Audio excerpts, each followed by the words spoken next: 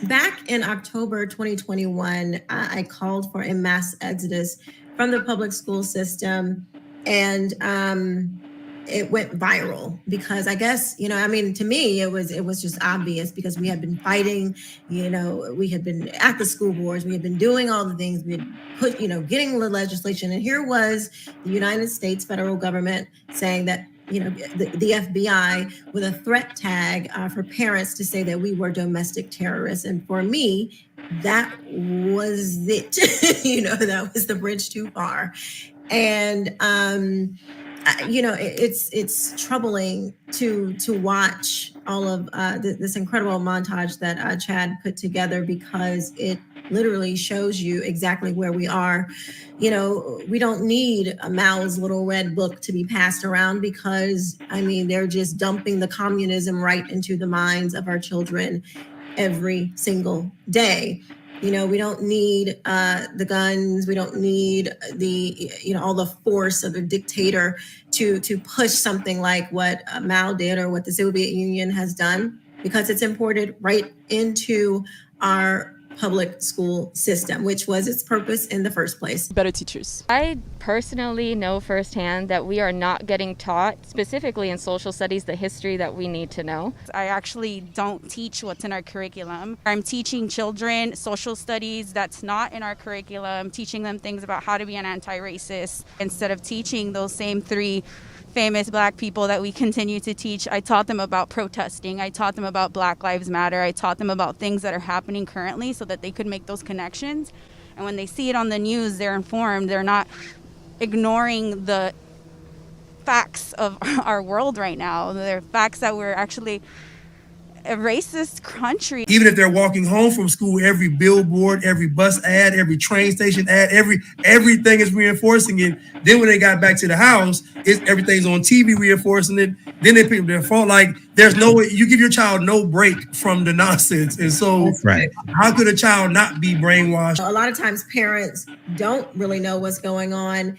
And it's like, once you understand, and many times us as parents, we're telling our kids, make sure you do what the teacher says. The teacher is literally saying, don't mind your parents. You could make a huge difference just by doing that for one day at a time. Just one day at a time. If you tell your kids it's something they have never heard before, and they go home and tell it to their parents, especially, as mine did, and one of the parents was the head of the school board, it changes the way the system operates. Because that parent has to start thinking in new ways in order to get along with that kid. You want to make home uncomfortable, people. So imagine the kind of confusion that is. You're as a parent, you're saying do what they say, and they're literally telling you to not do what your parents say. They're old, they are fundamentalists, they are, outdated, they don't know what they're talking about. We know better than your parents. We're your parents now. We're gonna mother you. We create counter narratives. We're never certain whether those counter-narratives are actually going to become hegemonic. We're never absolutely certain. But if we don't do that work, they will be lost forever.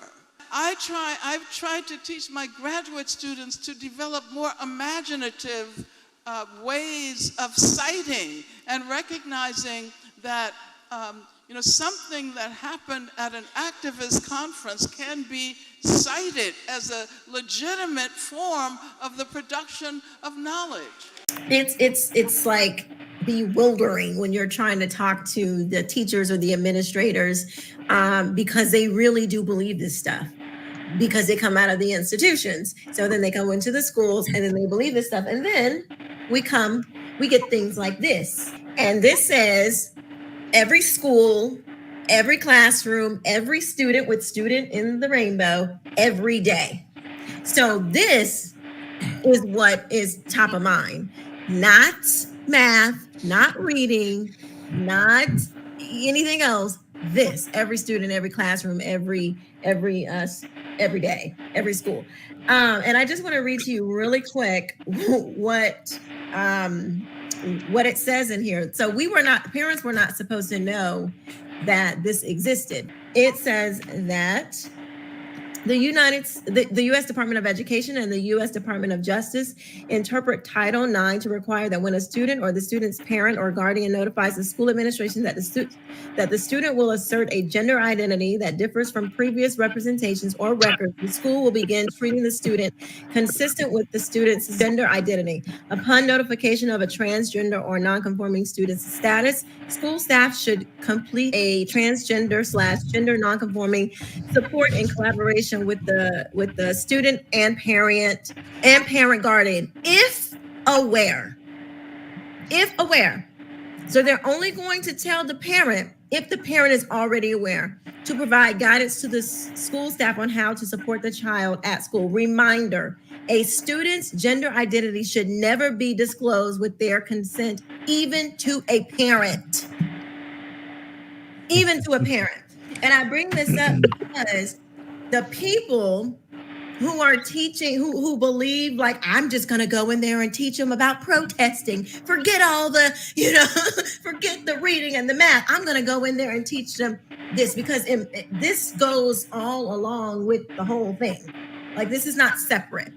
This is, this is included in with critical race theory. This is all the things. It's just dressed up like this.